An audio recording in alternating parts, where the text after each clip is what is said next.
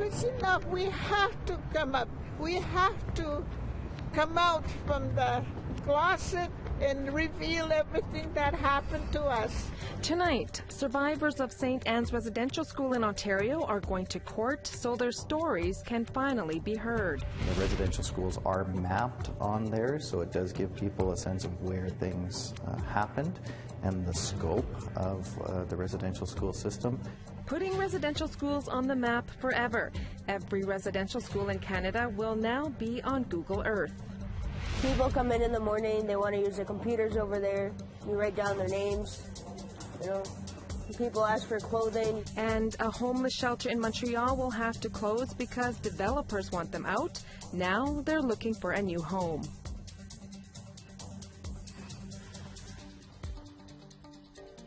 Good evening. Welcome to APTN National News. I'm Juanita Tautungi. A new educational tool is looking to put residential schools on the map, literally.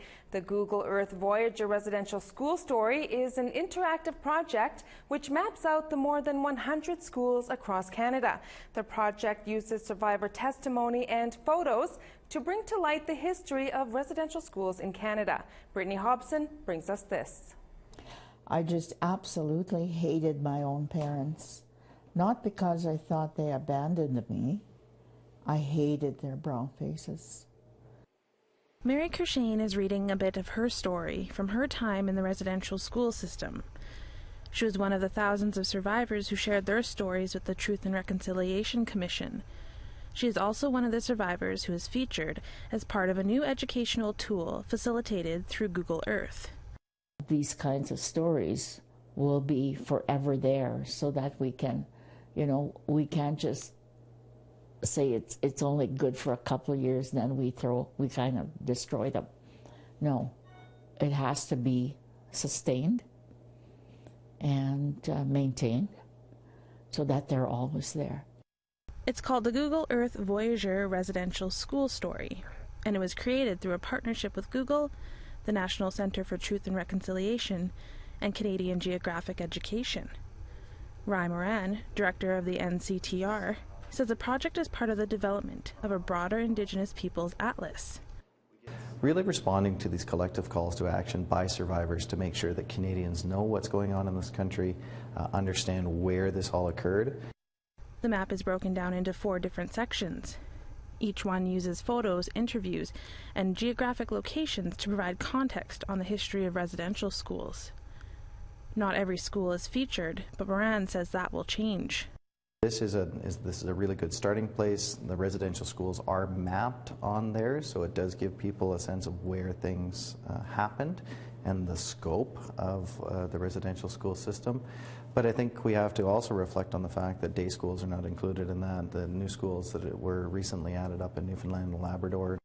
The tool was designed for students learning about residential schools for the first time, but Moran says anyone can use it. As an educator herself, Kershane supports the various ways of addressing the past. Be it oral, be it writing about it, be it technologically. Now is the time. We're in the time this is our time in history. It's a Renaissance period that will last forever. Yeah. Brittany Hobson, APTN National News, Winnipeg. The residential school experience comes to life each time a survivor tells their story. But survivors of St. Anne's Residential School in Ontario have to fight to get their stories heard. Beverly Andrews has more. Enough is enough. We have to come up. We have to come out from the closet and reveal everything that happened to us. Angela Shashish is in court again. She attended a hearing to determine if she can share her experience at residential school. I don't think I have to stay silent anymore. It's too much. It's too much what went on. Everything that includes all the abuse, the beatings, sexual assault, and all that, and eating our own vomit, that was not a human. That's not human when you do that. Shashish went to St. Anne's Residential School in Fort Albany, Ontario. The school became well known for the abuse that took place there, including an electric chair. There was a lot of going on in that school, and we cannot stay silent forever because a lot of our brothers and sisters are still in a closet that they never came out to tell their story. Shashish is seeking to have a previous testimony filed with the National Center for Truth and Reconciliation, and to be able to file those documents with the courts to support the civil actions of other survivors. The Crown and Church currently hold control over her testimony, and she is barred by settlement privileges from filing. Fellow survivor Edmund Meditawaban says he just wants the public to understand what happened to them. The documents are important for us because it will support what we have been saying all along, that abuse was rampant to us, committed against us by the caregivers, which includes the Catholic Church members, and repeatedly for a long time. Charlie Angus, the MP for Timmins James Bay, the area where the school was located, says he's honored to be standing with the survivors of St. Anne's. Why is it necessary that survivors like Angela Shashish should have to come to this court to say that she has a right to be heard, when it was the government of Canada that suppressed the evidence of the horrific tortures and crimes of St. Anne's? But following the hearings, the government seems to agree that the stories should be heard. This is a very complicated case, but we want them to be able to tell their stories, and we actually do believe that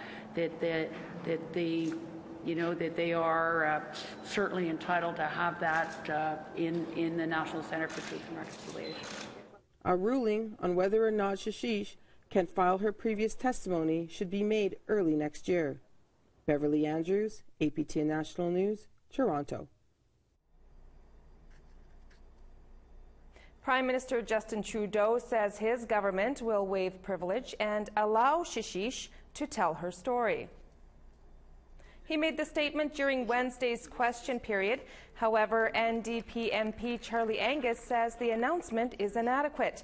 Other survivors in similar circumstances to Shashish will still have to ask permission. The Prime Minister is basically saying each one of those individuals has to come forward and ask the government, and then each one of those individuals has to ask the church. Good luck with that. Angela Shashish should not have to ask the permission of the abusers. It was the collusion of the federal government, it was the collusion of the Catholic Church that caused those crimes at St. Anne's Residential School, and the Prime Minister needs to take responsibility. He should apologize to Angela Shashish, and he should call off his lawyers who are going after her legal team for costs, just for her to try and get her story told in court. Montreal's Open Door Shelter is fighting for its survival. Located in a former church, it's long been a refuge for the city's disproportionately large homeless Inuit population. And while they recently got some good news, they're not in the clear yet. Tom Fenario has the story. Putalik, I'm going to be on APTN. Annie Rurusi St. Croix volunteers at this homeless shelter when she's not in class. People come in the morning, they want to use the computers over there. You write down their names, you know. People ask for clothing, you write it down. You know, if they want to do laundry, put them in bags, go wash it for them, bring it back to them. Okay, Zach, Greg said it's all vegetables and he's going to meet you in the back. The gregarious 18-year-old Inuk wants to be a paramedic one day. Because I really care about a lot of people, which is one of the reasons why I like working here. Annie has another good reason for being here. My grandmother's over there on the table. Nearly half of the Open Door Day Shelter's clients are Inuit, many of whom frequent a nearby downtown square. The Open Door offers services for them to get back on their feet and a place to practice their culture. Sam Ashuna is a Cape Dorset artist who offers soapstone carving classes here. What makes me volunteer, I want to try to get other Inuit people to learn how to carve and get on their feet and use their spirit at the same time. But the future of the Open Door is in limbo. Last spring, their current location was sold to condo developers. They have yet to secure a new location. Director David Chapman says that the good news is that their January 1st deadline has been pushed back. things are beginning to look positive for the future for the Open Door.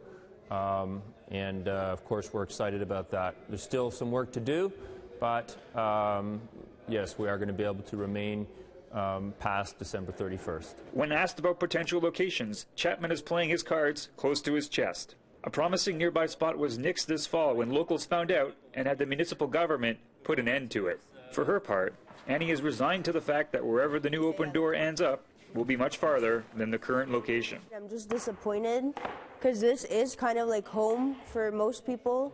Like everyone hangs around Atwater, so it's more like a home. So now it's going to be more of a travel for everyone. For now, the Open Door has a little more time. And for the people who use it, every day counts. Tom Fenario, APTN National News, Montreal.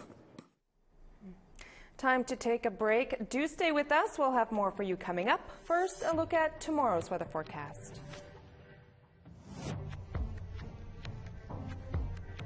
Rain in St. John's and 1 degree, a mix of sun and cloud, and -5 in Charlottetown and Halifax. Nain, Labrador will get to -4 tomorrow under mostly cloudy skies. Sunny and -8 in Quebec, sunny and -9 in Montreal.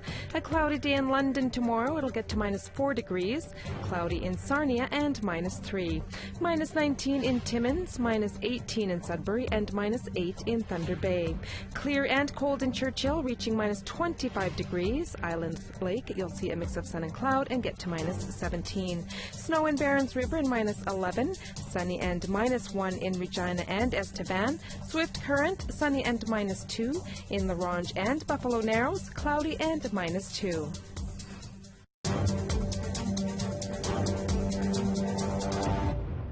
Welcome back. Supporters of Delilah Saunders gathered in Toronto and St. John's, Newfoundland today. They want the Trillium Gift of Life Network to reconsider Saunders for a liver transplant. Beverly Andrews has the story. Way-ho, way-ho, way-ho, where do our young ones go? This group is gathered here in Toronto to support Delilah Saunders. They want her to be considered to receive a liver transplant. Otherwise, she may die without it. We just want to show Delilah and her family that we care and that we're going to put as much pressure as we can on the people who can affect the decisions that are affecting her life. The 26-year-old became an advocate for missing and murdered Indigenous women after her own sister Loretta Saunders was murdered in Halifax in 2014. She, of course, as an individual, she deserves all of the care and love that could be offered. But also, I think she represents all of these problems that are affecting so many Indigenous women. Her family says Delilah is in good spirits, but has not improved. Another rally was held in St. John's, Newfoundland, to raise awareness for Delilah. APTN caught up with Premier Dwight Ball during a press conference in Newfoundland. She's an inspiration for many young people, in our province. And, for us, we're disappointed with the policy right now. And we're certainly hopeful that I know the policy is under review, that this review can happen, for Delilah. Delilah was transported here to Toronto to be assessed by health officials, but has not yet been accepted as a liver transplant recipient. Beverly Andrews, APTN National News, Toronto. Ozzie Michelin is a good friend of Delilah Saunders and a former APTN reporter. He's been actively involved with the campaign to get the liver that could save Delilah's life. He joins us from our Montreal studio. Welcome, Ozzie. Can you give us the latest on how Delilah is doing today? Well, Delilah was just recently transported last night from a hospital in Ottawa to a hospital in Toronto where she's able to see a liver specialist. We don't really know what's going to happen next until after she gets her assessment from the specialist. But I was talking to some of her family earlier, and as you can imagine, being in critical condition and being transported by air from one hospital to another hospital hundreds of kilometers away, it wasn't really an easy experience. So last I heard, she was resting up from her trip, and the specialist is supposed to see her any moment now. Any word about her being accepted for a transplant? No, once again, we're just waiting on the word from this assessment, and then once we know, once her liver is assessed by the specialist, we'll be able to know that kind of thing. But everything is just waiting on the word of the assessment right now before we know how we can proceed and what's going to happen next with Delilah. Mm-hmm. And you, along with many other friends, have been pushing a few campaigns, one for a legal fund, the other a petition for Delilah to be accepted as a liver candidate. How do you feel about the response? Well, the response has been pretty overwhelming. Delilah has touched the lives of so many people in her work as an advocate for Indigenous people, working with missing and murdered Indigenous women. She is a land protector in Labrador. Delilah has gone on many speaking tours. She's an artist. She's touched so many people, and we knew that she was going to get this kind of response. It's almost like she's right there working with us, even though she's in the hospital bed, because she's touched so many people, they want to reach out and help her. And because it's just such a cruel and unfair situation that is just ridiculous that this one policy could kill the life of a 26-year-old woman whose family has already lost so much. So people have really stepped up. If you yourself are interested in helping out, visit helpdelilah.com. And you can find all the information about the GoFundMe and the petition right there, and any updates on her situation. And there's been a lot of reaction to Delilah's case in regards to discrimination and oppression. How do you see Delilah's case being linked to colonial violence? Well, Delilah's sister Loretta was murdered in 2014. It was devastating, as you can imagine, for her and her family. When Loretta died, Delilah began drinking heavily, and life was never the same for her. She really worked so hard to be an advocate, to speak out against violence against Indigenous women. And also in Labrador, we've just received an apology from Prime Minister Justin Trudeau about residential schools. And I know that many of Delilah's family members are residential school survivors. So all of these things compounded into the fact that has put Delilah into this position. And I also would like to reiterate that it is Tylenol, acetaminophen, that damaged Delilah's liver to the point of critical liver failure. It is not alcohol that has done that. She has had addictions in the past, which she's receiving treatment for. She was supposed to be in treatment this week. So Delilah was working very hard to stay clean and sober. All right. And we think that this is a punitive policy, and it should be struck down. Okay. Ozzy, just one last question. Any idea when that assessment will be done? As soon as possible. We're hoping that it should be seen today, and if not today, I know that this is a bit of a process. I don't know how fast these types of things work, but we're hoping to have some news today. If not today, then first thing tomorrow, we're hoping. So fingers crossed. All right. All the best. Thanks for your time this afternoon, Ozzy. Thank you. The Senate has given Bill C-17 royal assent. The bill rescinds a previous bill by the Harper government that made some controversial changes to the way the Yukon assesses the development of land in the territory. Yukon First Nations said the amendments violated their land claim agreements and were brought in without consultation. It resulted in a pending lawsuit. Yukon's MP Larry Bagnall says the Senate vote shows a commitment to building Crown relationships with First Nations. There was 4 items that were thrown into legislation that didn't go through under the honor of the Crown. They weren't negotiated as they should have been. They were outside the bounds of the treaty, which we should be engaging in good faith bargaining, and we didn't do that. So this is a good example of that reconciliation, so that we will certainly open to changes, but they have to be dealt with in good faith with the First Nations. And this is an excellent. The British Columbia government has rejected a controversial open-pit gold and copper mine.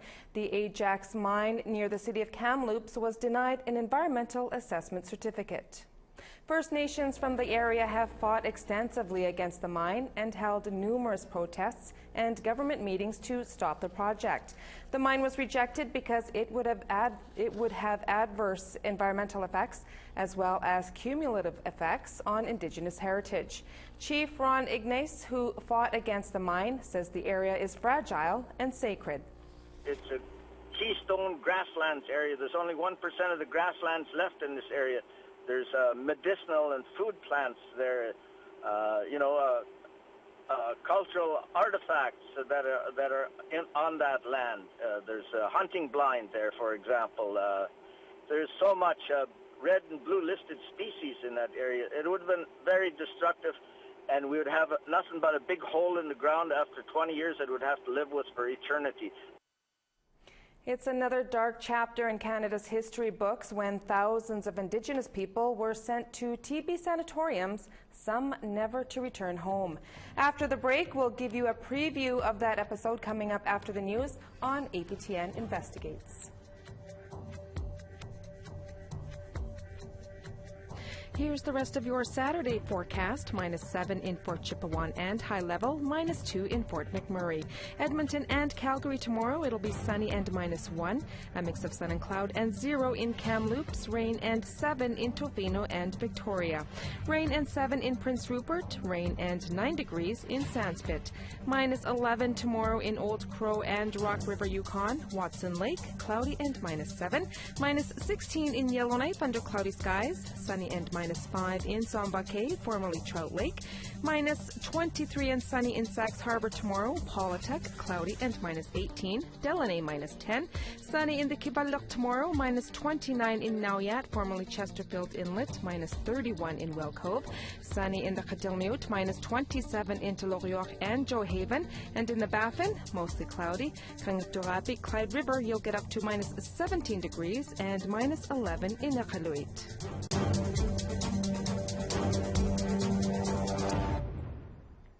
During the tuberculosis epidemic of the 1940s to the 1960s, thousands of Indigenous patients were sent to sanatoriums and Indian hospitals.